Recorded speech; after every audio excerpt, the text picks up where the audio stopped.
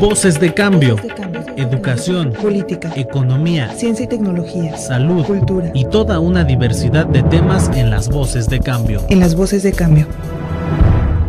Muy buenos días a todos los que nos escuchan y nos están viendo. Estamos en un espacio más de Voces del Cambio, un espacio de cambio de Michoacán, y para tratar los temas relevantes para la sociedad michoacana. Tarde pero seguro, le damos la más cordial bienvenida al diputado Eduardo Orihuela.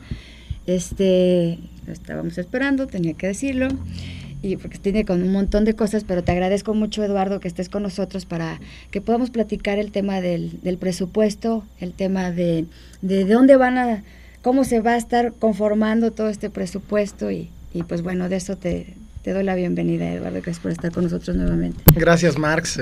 Para mí siempre es un gusto poder estar con ustedes. Una disculpa por el retraso. Estos han sido días muy ajetreados, justamente en esta agenda, en la agenda del diseño presupuestal, de encontrar los mecanismos que ayuden a salir de esta crisis al Estado y que también nos generen confianza, que la sociedad tenga confianza en que las cosas se están haciendo de forma transparente, de forma correcta. Muy bien, pues justamente de eso queremos platicar, Eduardo. Realmente el presupuesto es una herramienta de planeación, es una herramienta de organización para saber cómo se van a destinar los recursos que nos atañen a todos los michoacanos, y en dónde se va a invertir y qué es lo que se va a hacer con el dinero. Y justamente es de eso lo que queremos, lo que quiero platicar, Eduardo. ¿De dónde se va a financiar este presupuesto cuando hay un problema severo, que venimos pues desde hace algunos 2 años acarreando el Estado? ¿Cómo se va a conformar el presupuesto?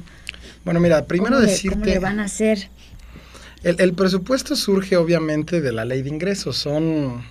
El paquete económico que lleva el Congreso tiene primero como base la ley de ingresos, que es donde se establecen todos los mecanismos de recaudación de la hacienda estatal o de recursos que llegan a Michoacán, y de ahí surge, de establecer un monto de recursos que tenemos, surge lo que será el presupuesto de egresos.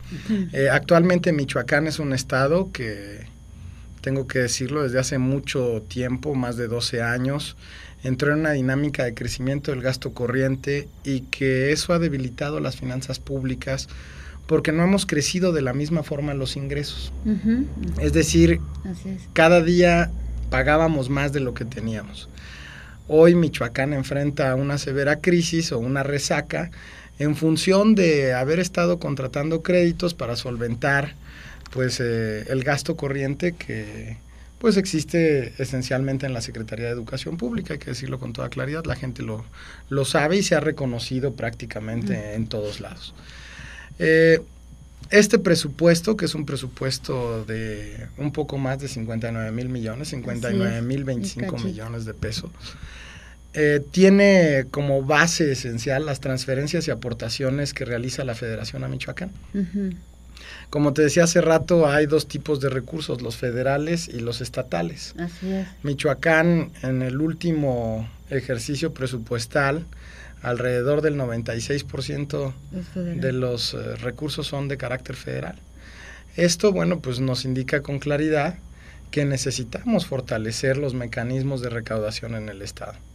Necesitamos que cada día, y esto tiene que ver con la solidaridad que tiene que existir, pero también con la transparencia en el ejercicio de los recursos, porque yo creo que varias de las reclamos sociales, y que creo que son legítimos, es decir, ¿por qué voy a pagar si no veo que mis impuestos se transformen en beneficios concretos? En acciones que sirvan. Entonces, yo creo que uno de los temas centrales que nos hemos preocupado en la Cámara de Diputados, y en función de eso aprobamos la Ley de Planeación Hacendaria en diciembre del año pasado, es cómo generar una corresponsabilidad entre lo que son los ingresos y los egresos. Si me cobran un impuesto por algún tema específico, que haya un beneficio directo en ese sentido, o sea, tiene que haber una correlación. Si a la gente le estás cobrando, vamos a suponer en este caso, un derecho de alumbrado público, Pues que estén las luminarias, que exista el alumbrado, que se vea, que la gente tenga ese servicio. Porque la gente dice, oye, a mí me llega en mi recibo y yo pago el alumbrado, pero no veo que exista en mi colonia, o la mitad de las luminarias están fundidas. Y es ahí donde entra la parte justamente de la transparencia, ¿no? Justamente. De saber en dónde se está gastando el recurso, pues, de la gente, que al final pues se traduce en impuestos y en pagos, etcétera, aunque haya una dependencia muy grande con la federación, ¿no, Eduardo? Sí. ¿Esto qué implicaciones tiene? Que el presupuesto esté considerado casi en su totalidad de aportación federal. ¿Qué implicación tiene para el Estado, para el gobierno? No sé, desde el punto de vista desde pues legislador, no sé qué implicaciones tenga esto. Bueno, tiene varias. Mira, la primera es que hay una gran dependencia. Seguimos. En la medida que no tienes recursos de carácter propios estatales. El que paga manda, literal. Sí, y no solo eso, la programación del gasto, es decir, esto es muy sencillo, es como si en tu casa tú dependes del dinero que te da tu papá. Pues entonces depende de cómo se amplía o cómo se recorta tus posibilidades de hacer o de ejercer distintos temas. Si tú te pones a trabajar y te pones a ganar dinero y empiezas a ingresar, pues tendrás mayor capacidad de irte a comer o de irte con tus amigos o de comprar un coche o de autonomía. Cambia los mecanismos que tienen. Obviamente los estados que mayor recaudación tienen pueden ejercer un presupuesto para temas específicos del interés propio del estado. Mira, las partidas de carácter federal tienen dos características. Hay lo que son las transferencias y por otro lado existen lo que son las aportaciones de libre programación, es decir, los fondos que son para uso específico es lo que se le llaman recursos etiquetados. Así es, Entonces, llegan 1,000 millones de pesos y vienen etiquetados para infraestructura escolar y se tienen que utilizar para infraestructura escolar. Y luego existen otro tipo de partidas que son los recursos de libre programación, es decir, recursos que se envían a Michoacán, donde el Estado puede decidir para qué los quiere utilizar. No tiene, por así decirlo, una obligación. Entonces, hoy Michoacán ha entrado en una rigidez del presupuestal que tiene que ver, por un lado, con una serie de recursos de carácter federal con fines específicos y con muy pocos recursos de carácter estatal que pueden servir para hacer los temas específicos de interés del Estado. Es decir, a ver, queremos mañana hacer un programa de bacheo en todo el Estado. ¿Y cuáles son esos temas específicos que están ahorita considerando en este presupuesto? ¿Cuáles van a ser las prioridades, Eduardo? Bueno, esa es una buena pregunta. Mira, este presupuesto de más de 59,000 millones refleja como prioridad primero la educación.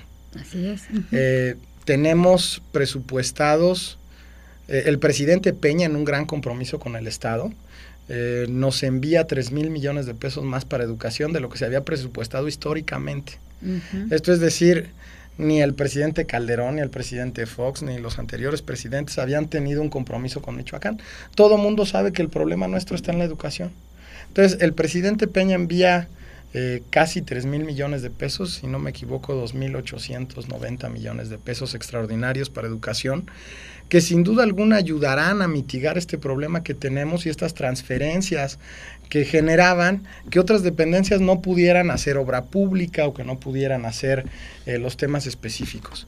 Y por otro lado, el presupuesto del año que entra fortalece el capítulo de inversión. Hay aumentos específicos en la Secretaría de Obras Públicas, en la Junta de Caminos y hay recursos específicos para la construcción de áreas para temas de deporte. Entonces, es un presupuesto que busca, por un lado, dinamizar la economía. El sector construcción es un sector que de inmediato genera empleos, que genera que se vuelva a recuperar pues ese flujo de recursos y esa generación de riqueza.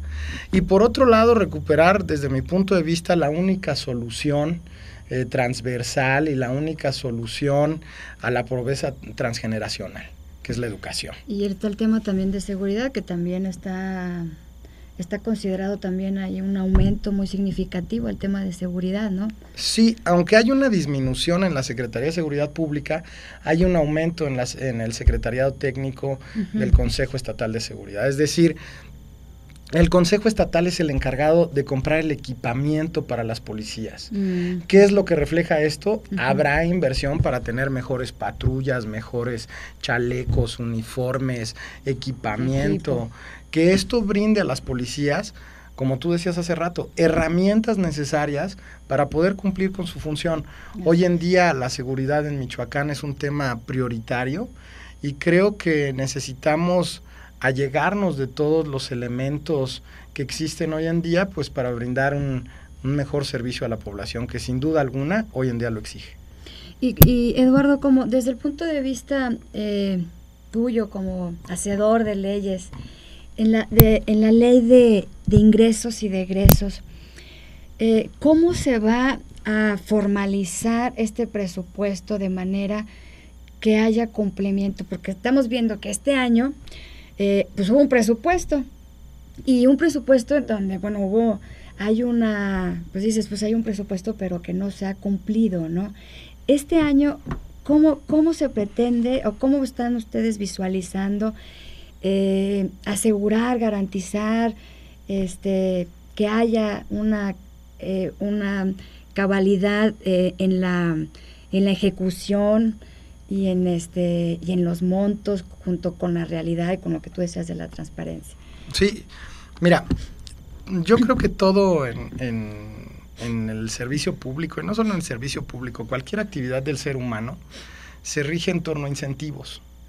Hay incentivos perversos y hay incentivos positivos, es decir, un niño en su casa se porta bien porque sabe que si se porta mal puede tener una consecuencia, es decir, hay incentivos a portarse bien. O si te portas bien, pues también tener incentivos positivos, te pueden dar un premio, te pueden generar algún regalo, por ejemplo, a los niños. En los funcionarios públicos es lo mismo. El mecanismo de incentivos en Michoacán se corrompió desde hace más de 12 años y se ha convertido realmente en una dinámica de violación permanente de la ley. ¿Qué hemos hecho los diputados para recuperar esto? Como te decía hace rato, en la reforma que hicimos a la ley de planeación y que se convirtió, no en una reforma, en una nueva ley que es la ley de planeación hacendaria, se establecieron incentivos. ¿Cuáles son estos incentivos? Quien viole el presupuesto es una ley. Así es. Y la ley de ingresos es otra ley. Quien viole estas leyes será sancionado, y ahora se establecen con precisión las sanciones específicas para los funcionarios que puedan incurrir en algún acto anómalo. Es decir, antes en Michoacán uno de los problemas que teníamos es que decías, bueno, estaba el presupuesto así, pero el presupuesto se puede modificar, se puede prácticamente de forma discrecional. Y en esa discrecionalidad se perdía la herramienta de planeación, porque pues de qué servía que fueras al Congreso, presentaras un presupuesto, si al otro día cambiaba todo, lo ejecutabas de una forma absolutamente distinta. Entonces los diputados nos dimos a la tarea de generar las leyes que instrumenten los incentivos para que quienes están en las áreas de ejecución, en el Ejecutivo, si violan la ley de presupuesto, tengan sanciones específicas. Y que se cumplan esas sanciones. Y ahora en la ley de responsabilidad de los servidores públicos que aprobamos la semana pasada en el Congreso, se tipifica específicamente también los temas que tienen que ver con las violaciones de carácter, en este caso, de los servidores vinculados al ejercicio de los recursos.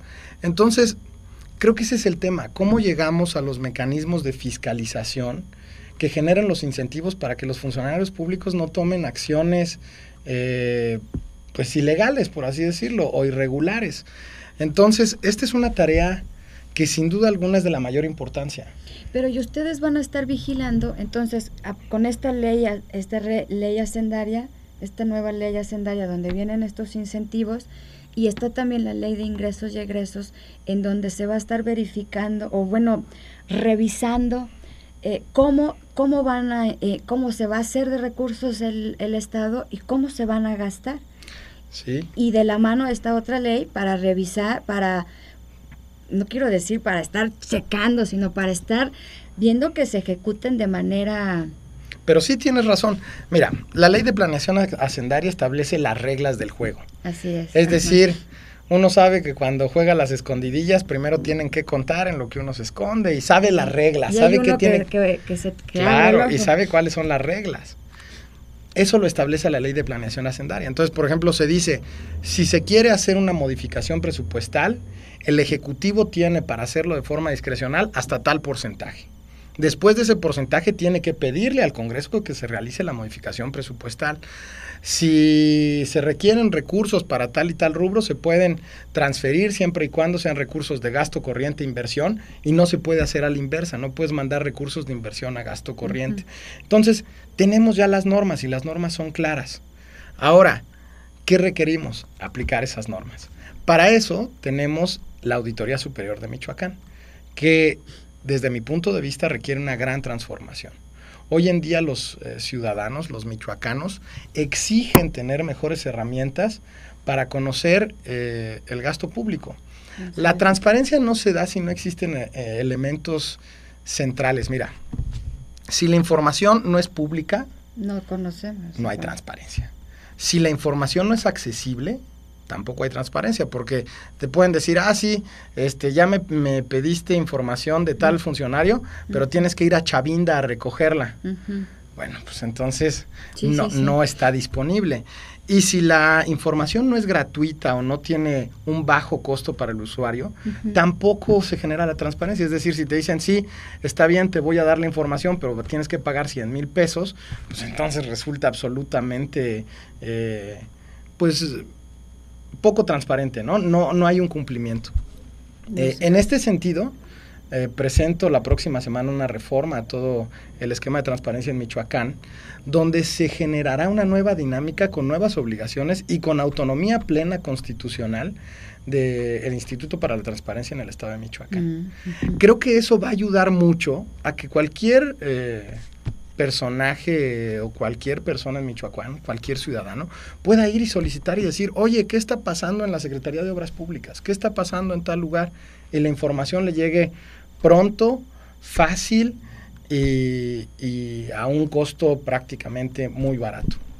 Claro, y que sea más que nada accesible, ¿no? Y sobre todo verídica. Y para ir terminando, Eduardo, justamente en esto que tú decías, que la sociedad está necesitada de saber cómo están funcionando las cosas en cuanto al recurso, por toda esta necesidad que hay en todo, ¿no? ¿Qué va a pasar si no hay un cumplimiento? Ya hemos visto ¿cómo se va a prever si ya están estas normas, está la reforma? ¿Cómo los ciudadanos van a poder saber si se está cumpliendo o no se está cumpliendo con lo que se aprobó en el presupuesto, si se ejerció correctamente, si no se hizo? ¿Cómo garantizar? Yo quiero insistir mucho, ¿cómo garantizar, asegurar que haya un cumplimiento adecuado y que en dado caso, si no se den haya sanciones? Pues no sé si las sanciones o las... Sí, yo creo que sí. ¿Cómo lo van a ver ustedes desde el Congreso, esta parte? Eduardo, mira, hay varias herramientas que ayudan en este sentido. La cuenta pública es la principal. El Ejecutivo cada trimestre tiene que presentar un informe de cómo se está gastando los recursos que vienen en el presupuesto. Y cuando se terminan los 4 informes trimestrales que complementan los 12 meses del año, se genera el documento que es la cuenta pública. Así es. La cuenta pública es la herramienta que tiene tanto el Congreso como los ciudadanos, como la Auditoría Superior de Michoacán, para revisar cómo se gastó. Donde el gobierno dice, a ver, en tal secretaría utilicé tantos recursos para tales fines. Entonces, tenemos que fortalecer estos mecanismos. Y ya va a salir, de hecho, la cuenta pública del año pasado, ya acaba de salir, se supone que tiene que estar ya en finales de Tenemos hasta marzo del año próximo para dictaminar la cuenta pública. los cierres no son año con año, sino se van revisando el año anterior, es decir, para poder que el Congreso tenga los mecanismos y se practiquen las auditorías y se revisen las dependencias, se lleva un tiempo importante. En noviembre, ahora en estos días, la Auditoría Superior de Michoacán presentará el informe de la cuenta pública 2013 al Congreso, y partiendo de este informe haremos un informe o un resumen los diputados en un dictamen donde se dice el gobierno gastó bien, gastó mal, en este rubro hay problemas, y se turnan a las distintas instancias, llámese la Contraloría, llámese la Procuraduría General del Estado, llámese la Auditoría Superior, para los fines específicos, para que se inicie una averiguación en un tema de carácter penal, se inicie una averiguación de carácter civil, dependiendo lo que tiene que ver con algunas de las anomalías detectadas en este documento. Muy bien, Eduardo, pues para terminar, ¿qué nos concluyes del presupuesto? ¿Qué podemos esperar para este año del presupuesto? Bueno, mira, decirte que yo creo que una de las virtudes importantes es que se empiezan a construir presupuestos apegados a la verdad. Durante muchos años se subpresupuestaba en distintas dependencias y se sobreestimaban los ingresos, es decir, vamos a tener más dinero de lo que pensábamos, y por otro lado decíamos vamos a gastar mucho menos de lo que en realidad gastamos. Este presupuesto, aunque tiene prácticamente las mismas cifras que el presupuesto del año anterior, de hecho es un poco mayor, muy poquito. Tiene un incremento importante en las transferencias federales. Esto nos da los recursos extraordinarios que generan esta cifra. ¿Qué necesitamos ahora? Bueno, primero necesitamos un ejercicio de los recursos responsable, eficiente.